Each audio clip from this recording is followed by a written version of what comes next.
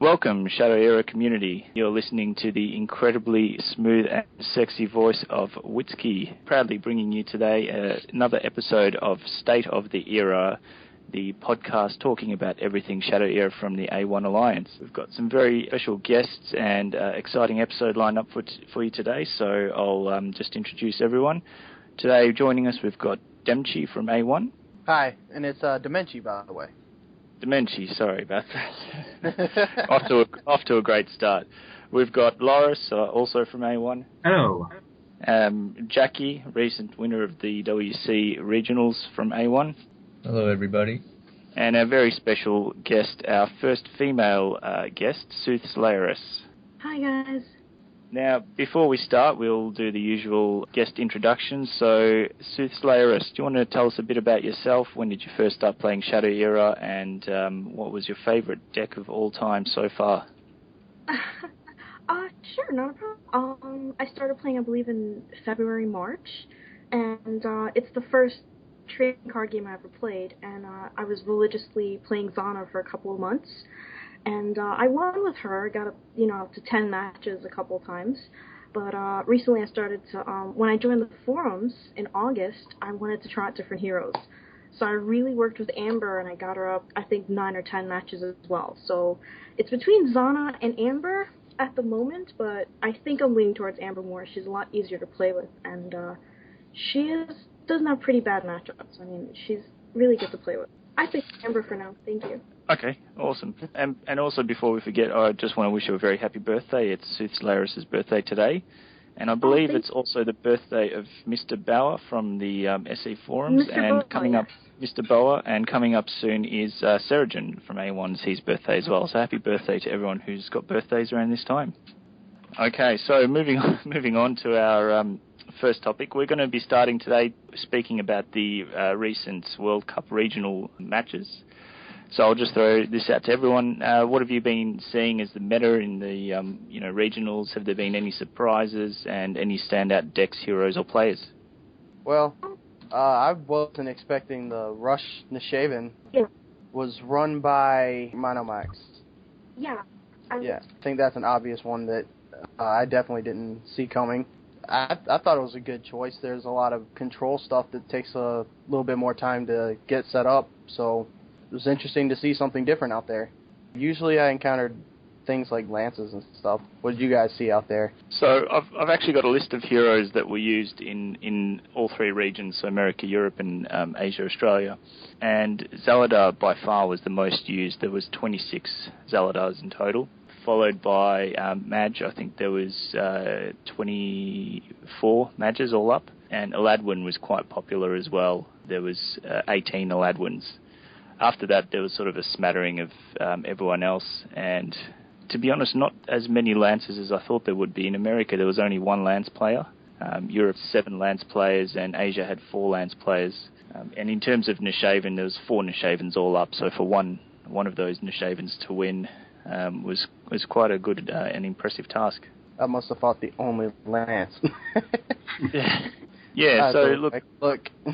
I think Zaladar was quite expected. I mean, everyone knows he's quite versatile, and in this sort of tournament format, you would expect quite a few Zaladars to pop up. And I think the majors, again, no surprise, they're also very versatile, so everyone knows, Madge and Aladwin can be used in sort of a variety of different ways. I did expect, to be honest, to see more Zanas, and probably expected to see more Ambers, but I suppose with the ability to sideboard cards, Amber becomes maybe a bit less powerful than in a just straight-up tournament style. It's really versatile. I'm surprised we didn't see her on. She just counters for everything, and you can sideboard and stuff as well. Yeah, I agree, and especially since Zana won the last World Championship, I thought we'd be flooded with Zanas. Jackie, since you're our stats guru, what did you think would be popping up the most? Actually, I thought Aladwin, Magia, and Zaladar would be the primary ones. Xana's usually not that popular for whatever reason. I think she's too slow. I was actually surprised that the Bazaar Zaladar made it to the top 8. Okay. Was it Americas, I think? I believe so, yeah. And were there any decks in particular that stood out for anyone? I'd say the Portal Nishavan was pretty interesting. Yeah. It's the main surprise, I'd say. I mean, an Acro-Human rush deck is actually not very surprising. They do all very well, but with Portal, that's very uncommon. Well, see, it's almost the opposite of what happened in the actual World Championships recently, because it seemed to be that control decks were the ones that went quite far and were quite popular. And this time round, there was a lot of rush. And I know I bought, for my 2 matches where I actually had time to play, I brought Eladwin rush decks as well. My thinking was really that everyone would be bringing Zana and I could just try to, beat her before she has time to heal. Unfortunately, I came up against Ambers and that didn't work out too well, but that was my thinking, and I'm not sure. Do you think that's what everyone else was going for? Did everyone expect Zana and so went for Rush to try to counter that? Or, I don't know, what were your guys' tactics when choosing heroes? Yeah, I'd say definitely people expect Kazana, so they brought something a little bit faster. They didn't want to auto-lose against her. I'm sorry, Slayer, you were saying? I for the first time, Silvertize is not a normal card that everyone wants to put into their decks, so I just assumed everyone would have it. So I didn't use Amber, even though I would have loved to use her, and I did choose Zana, but I was surprised that we didn't see more Zanas as well. And people would probably think, especially after Eclipse winning the World Championships, to see a lot of Zanas, and that didn't work out. So then, strategically, a lot of people who would play Amber, thinking that they would have Silvertize in their sideboards, it's kind of a waste of space. It's like a bluff that everyone just didn't go for. Speaking of sideboards, I expected everyone to have in their sideboards item destruction as their primary thing, and probably Silvertize as well. What did you guys have in your sideboards for your decks? I just had some more allies, some more draw, and some retreat, and Spell Eater bands. That's pretty much it. I actually put Erica in there, and I thought since, if I was playing a hero like Lance or something, he doesn't have that ability, and I'm expecting him to not have special delivery, so, he would have to kill her with assassination. And I just thought Erica would be really fun, and I always wanted to play with her. So I threw her in there with a couple other things, extra Tainted Oracle, and what else? Now I don't remember. But, yeah. I think Aeons and stuff like that. Well, I had Snow Sapphire, and it saved my ass. I did it? Yeah, against Basti. With his mind control, my allies. Oh, and it saved you from the extra damage. Exactly. Senator has a lot of weenies and mind control to deal damage, and in late game it can really be handy. Yeah, that's true. See, I was actually toying up whether I should be adding armors or weapons into my deck because, like I said, I thought everyone would be having in their sideboard cards just basically item destruction. I thought we'd be seeing a lot of Shriek and Leyline Nexus and cards that would really sort of shut down especially warrior players and any sort of heavy weapon users. So for me, that sort of almost immediately, in my mind anyway, took out Gwen and Amber and the other weapon users as heroes that I could play. And then for my hero choice, I basically thought, I'll stick with one of the mages, and I flipped a coin and got Eladwin. So that was how I chose, but I did it basically thinking that everyone would be using item destruction as their sideboard cards. Well, yeah, on that note, that's actually one of the reasons why I went for Lance. So I wouldn't have to, sideboard in all item destruction, since I just have 4 stop thieves already in the main deck. Yeah, well, that's actually a good strategy as well, and that would just open you up to adding in more allies as your extra cards. Did anyone in their the way they use their sideboard, did anyone try to build 2 deck archetypes and then switch between the 2? Not really. No. Okay, so it's just me then. Depending on what hero they're using and who I'm playing, I would just sideboard in cards and, do it on the moment. Just trusting the deck and what I have in it. It's just not possible for some decks. Well, it was interesting because it was very close. It almost worked for me in a couple games, but I basically, as my main deck, brought a Rush Eladwin and sideboarded in cards like Sandworm and some other big cards that could slow the game right down. And my strategy was to go for the rushes on the turns where I could guarantee I'm starting first, and maybe pull out some big fatties or something like that when it was maybe the first game or when they were expecting rush. Almost worked, but some very close games, but it didn't quite work out in the end. Well, shit happens. That's right. So before we move on to the next part of this, we're going to be giving away some crystal codes to listeners who are listening to this episode. The first one, I guess, we're going to have some riddles for people, and if they could type in the answer, the first person to type in the answer in the forums would be getting the redeemable codes. But for the first one, I'll just read out a code, and the first person listening to this can claim it, I suppose. So QMT4 W9QT 9RPC. And that's a special Christmas present from A1. Merry Christmas. Okay, so moving on. Jackie's actually got some really interesting statistics that we'll be posting up on the thread where we post this. But essentially he's gone through and had a look at all the players in the regionals and averaged out their scores and ranked them by guilds. I think what's interesting there is really how well some unknown and guildless players have done. In total, there was about 36 players, all up with a score of 4 or better, that were ranked by Jackie, and essentially they came second on the list of all guilds, I suppose you could say. So it does show that there are quite a lot of good players still out there without guilds, and I'm sure there's a lot of guilds out there looking for some of these good players. So if anyone without a guild is listening, there's plenty of good guilds out there to choose from. Okay, so moving on to our next topic, we thought we'd discuss now some of the card spoilers that have been released by Wolven, and just discuss what everyone's thoughts were on the upcoming, hopefully soon to be released, set number 2. From what we've seen so far, and I don't want anyone to break any disclosure agreements that they have, anyone that's in the PFG, but from what we've seen so far, what are you guys thinking about the way that the meta is shaping up, or the card spoilers? Anyone can start. I'm trying to look at what's been spoiled. I have no idea. Yeah, without talking about cards from the focus group. Oh, they've got 8 spoilers up, so we've got a few cards to talk about. Jackie, you should definitely lead with this one since you're constantly unlucky and going through all these cards.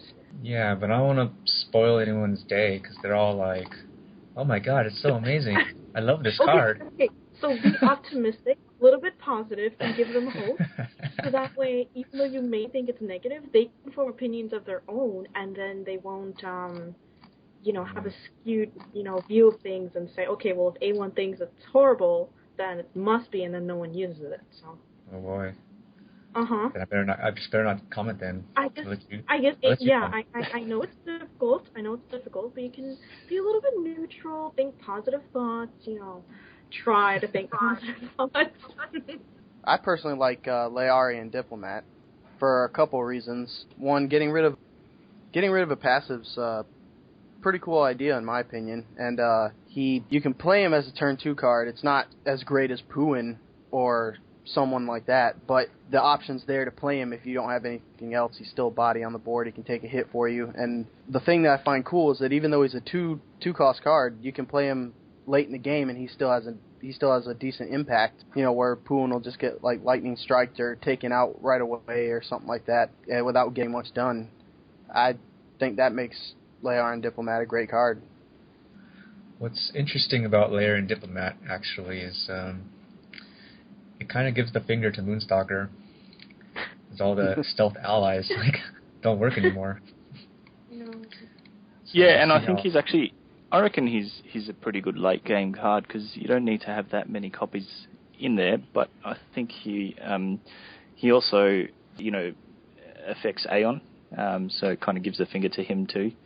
And you don't need to and he only costs 2, so you don't need to sort of worry about adding cards that aren't also bodies in there, and you can basically drop him and it would help you to pick off targets behind Aeon or...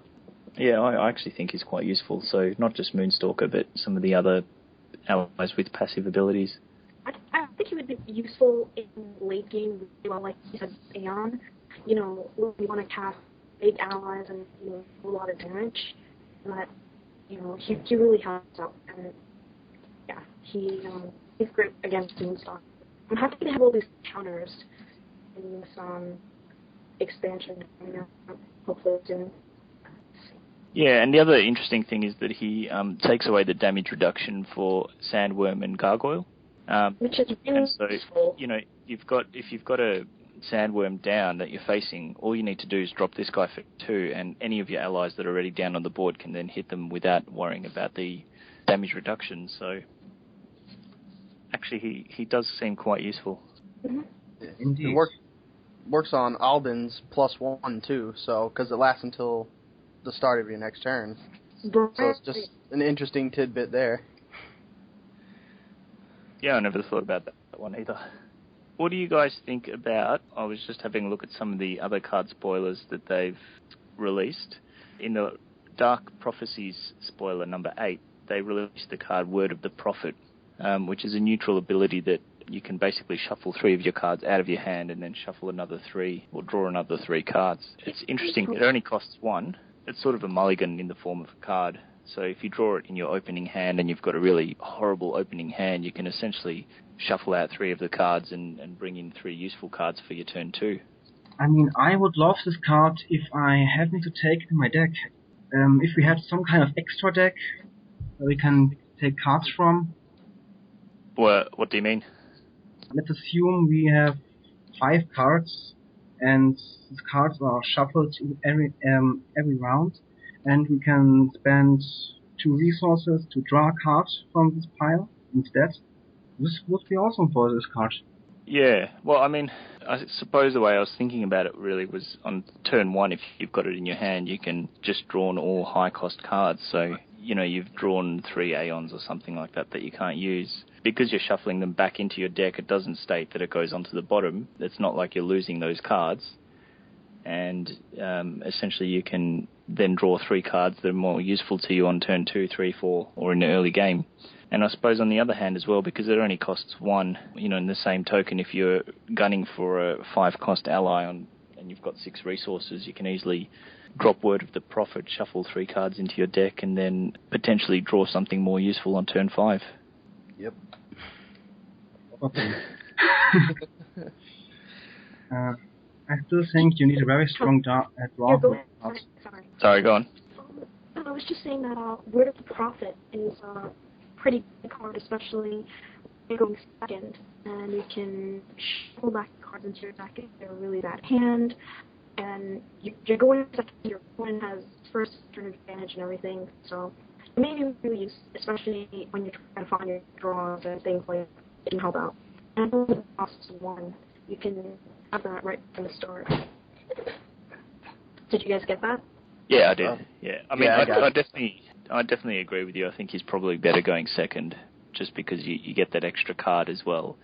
And when you do go first, you're still playing a card, so you're sacrificing down to 5 cards, and then you're playing another card, so you're down to 4.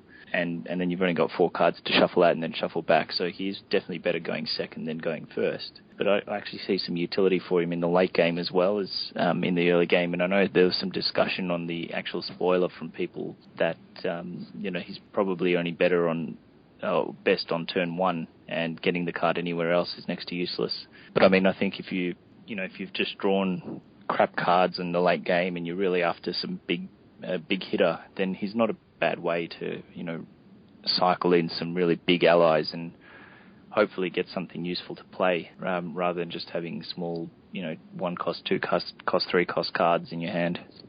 Right, so a combination with a good draw engine, and then you're able to shuffle out your cards. It's not a bad way to go. It's not. I think it was also a card probably designed for when you do have to go second, and it helps out a little bit to balance the score immediately. Yeah, I think so.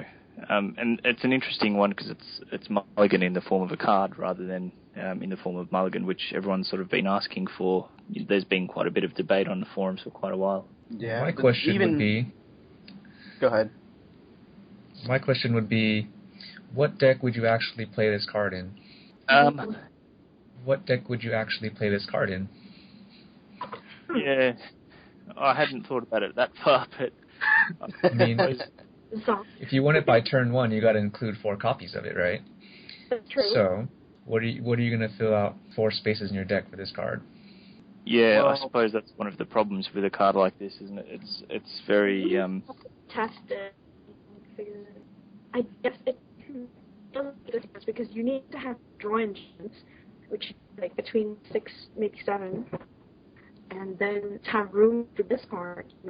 It's not going to be easy to put it into a deck. I think you're saying that. And if it's going to be useful, you're going to need 4 of them, or at least, especially if you want it by first, second, or turn, and then have it for late games, you guys it'd be really useful. Yeah, I can see it being useful in cards that need a lot of draw but don't have that many draw options as their primary unilateral draw. So I suppose it can replace things like, I can see it working well in a feed bomb deck, for example. So if you have Bad Santas in this card, you can quickly cycle through cards until you get your your feedback and your eternal renewals. Yeah, I definitely think it'll show its strength in combo decks. That's been said before, too. But they also have a problem with space. Feedbomb Saladar usually has already a few allies only. Quite a problem. Yeah, but you can replace maybe Bazaar for it. So, like a feed bomb, Zaladar really needs the draw, so he uses 4 Bad Santas and then he uses, either Sacrificial Lamb in some versions that I've seen or Bazaar in the other versions. And I think for 1 cost in a feed bomb deck, this guy actually would be, I think anyway, a reasonable substitute. We will see. Yeah, that's right. I suppose the question is whether that, deck type is even viable in the next expansion. Yeah, that's always a problem. We only have here 8 cards of how many? 100 or 200? Yeah, there's another 150. 150, genau. Yeah, well, it's all conjecture at this stage. We don't really know what the meta is going to shape up to be and which heroes are going to be the stronger ones, but it's still fun to talk about, I think. Sure, and interesting. Is anyone excited about any of the other new cards that have been spoiled? Twisted Familiar, quite nice. Yeah, I was just looking at him. He's an interesting one. For shadows. Well, what about Twisted Familiar? Alright, I think it's a interesting 2-drop for the Shadow. It's got the renewing of the resources for 0, but it has to kill itself. It's a 1/3, and all opposing ability damage, whoever deals that takes 1 damage. And it's a little weird. I think he's pretty awesome in decks that use some low-cost cards and creatures, and they maybe a rush type or something that needs to replace it real quick, sort of like what you would do with Sacrificial Lamb, maybe. The ability thing, I don't know how much that would be used, but you could place it out there and give a hero using maybe Evil Ascendant a hard time for a couple of turns or something like that. I think he's got some use. It's just going to be maybe a little more limited than we would hope. What do you guys think? Yeah, again, I don't want you guys to think I only have 1 deck type in my head, but I'm actually thinking another feed bomb.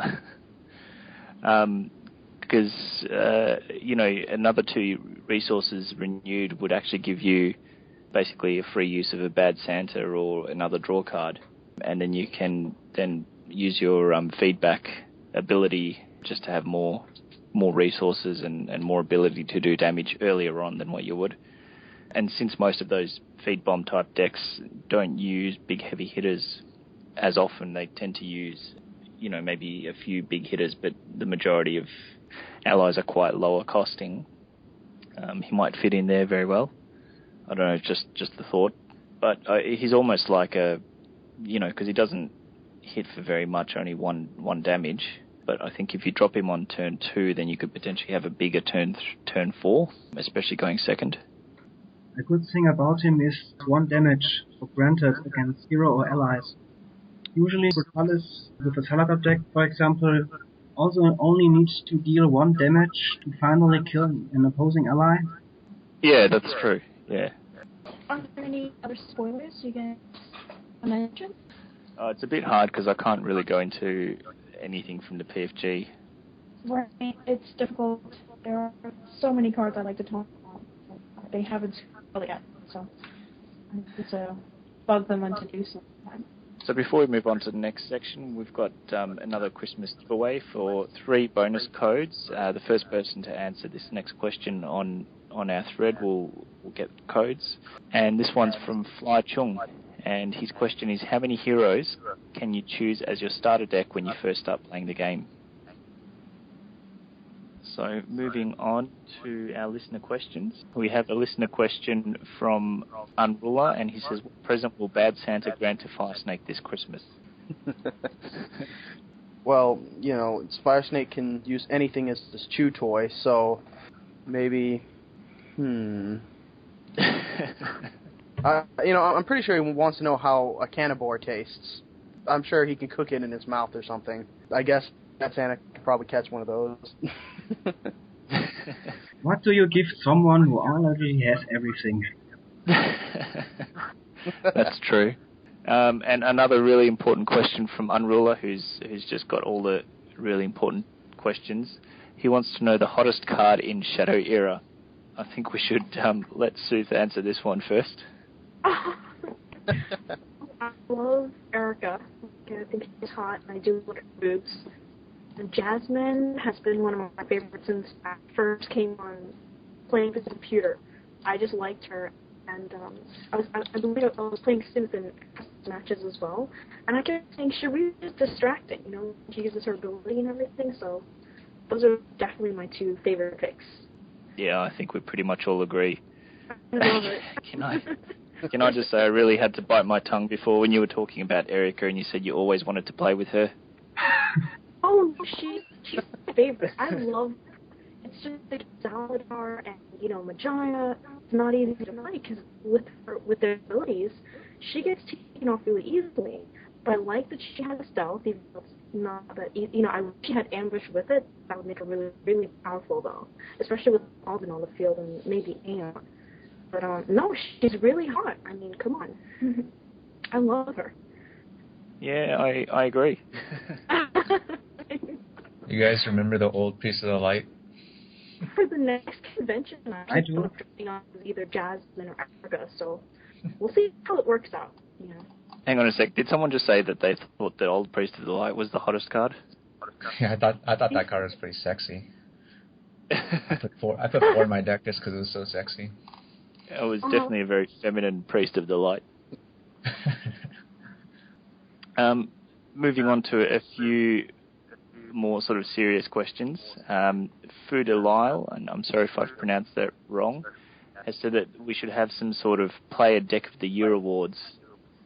Does anyone have any decks that they can remember being posted this year on the forums that they think would be good nominations for this sort of thing? Definitely not Millstalker. Well, I don't know. He's definitely one of the most talked about this year, so maybe he deserves to win some sort of award. Infamous awards. Millstalker? Number 1 on the ladder. Okay. Yeah, there was some interesting decks actually brought out this year. The Xanax deck, which was brought out, was quite an interesting deck from my mind, and one that I really enjoyed playing. That was the one that utilized Ghostmaker and sort of a very slow build-up game, but had a very powerful late game. Blanket Effects, Feed Bomb and Feed Swarm decks were also a lot of fun from my mind anyway to play. I'd nominate Fu Delisle's Serena deck. I don't remember what that one. Which one was that? Was that the one that he used in a Crown tournament? I think. Then he got quite far. He used it to get to the top 20 in the ladder. But previously, that's right. Serena's was known to be quite bad. That's right. I had my butt handed to me by that deck a couple of times. It was surprisingly powerful. I do remember that actually. It was someone had said, they'd be very surprised if Serena was any good in the expansion, or not the expansion, but the new version when it came out. And then Fu made top 8, I think, wasn't it? Yeah, she can be quite powerful. She can draw deny, destroy draw, but she really needs a board. If she loses it early against a strong draw, many allies, the opposing board, there's really no coming back. Yeah, that's true. Her ability is very handy when you're in front, but not very handy when you're behind. Well, it still is, but it's just not as handy. Yeah. So Fu's other nomination was for Player of the Year. Is that an easy one with Eclipse winning the World Champs, or is there anyone else you guys would think has been a standout? I don't see any problem with Eclipse. Yeah, why not? World Champ. Yeah, I'd nominate Jackie as well. He's done really well. I was just about to say Jackie as well, and to see such new players, especially from TJ, come out of nowhere and just done really well in the regionals. That surprised me as well. Yeah, absolutely. And there's some really good players coming up from KA as well, who we might not have heard of before. It's interesting to see how everyone shapes up when the final matches come along, and who fills in the remaining spots to play them. We'll see what Gundogan comes up with and how we fill those spots. Yeah, that's true.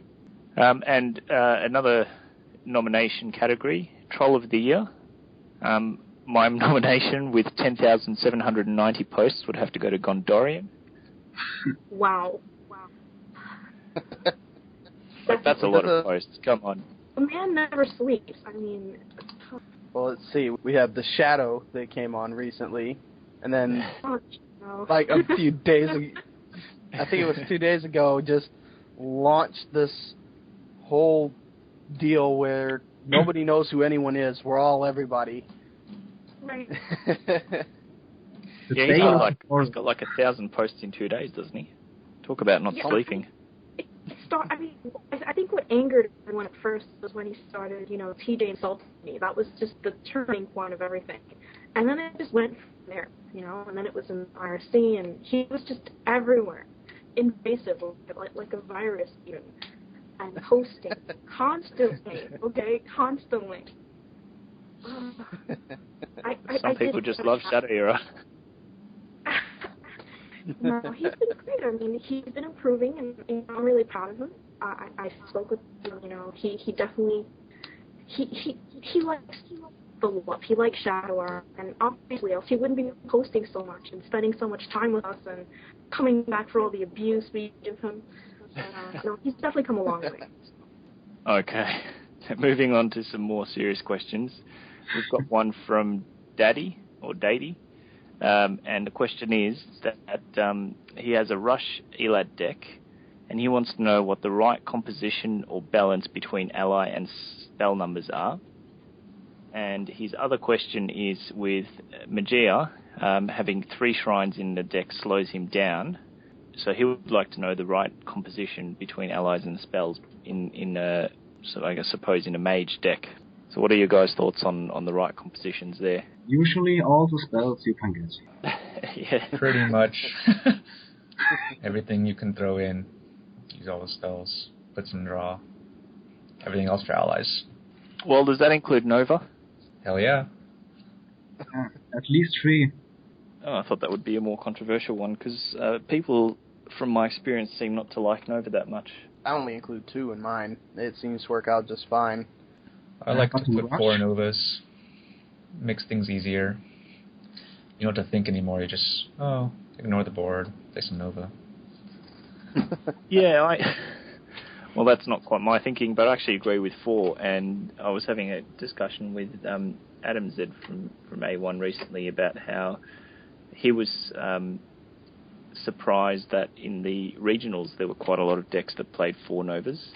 I think, yeah, you're right, it does make it easier, the issue of, which card to sack and which card to play when, but the other thing is having 4 Novas sort of helps you have the Nova right when you need it, which is probably when you're looking at being flooded by a lot of allies.